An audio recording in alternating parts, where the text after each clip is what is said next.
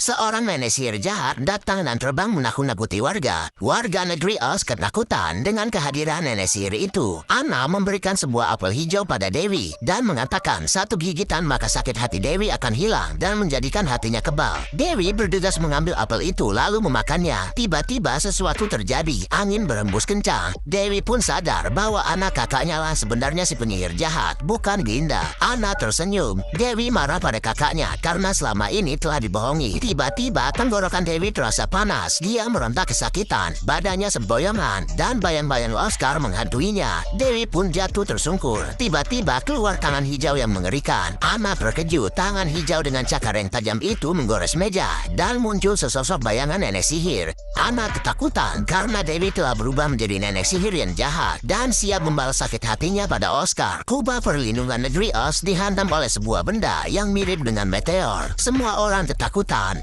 Glinda menyuruh rakyatnya untuk berlindung. Tak lama meteor itu berhasil menembus kubah dan meluncur kencang ke arah mereka, lalu meledak di tengah kerumunan warga. Meteor itu membentuk sebuah lubang dengan api yang berkobar-kobar. Warga melihat dan penasaran dengan apa yang terjadi. Tiba-tiba api itu berputar kencang dan membentuk kepulan asap hitam, lalu seketika berubah menjadi nenek sihir. Oscar dan Glinda terkejut. Nenek sihir itu melihat ke arah warga, lalu terbang menakut-nakuti mereka. Warga ketakutan. Nenek sihir itu berkata bahwa penyihir hebat tidak akan pernah bisa melindungi mereka. Nenek sihir itu terus meneror warga. Oscar nyeletuk dan menanyakan siapa nenek sihir itu. Nenek sihir itu menoleh ke arah Oscar dan terbang menghampiri Oscar. Dia berkata, apakah kau benar-benar lupa padaku? Oscar pun sadar bahwa itu adalah Dewi. Dewi lalu mengajak Oscar untuk berdansa. Dewi membuat Oscar melayang dan terbang berputar-putar ke sana kemari. Oscar pun berteriak histeris. Glinda meminta Dewi untuk menghentikan aksinya. Dewi marah lalu kembali memutar Oscar dan menghempaskannya. Oscar tampak tak berdaya. Nenek sihir mendekat ke arah Oscar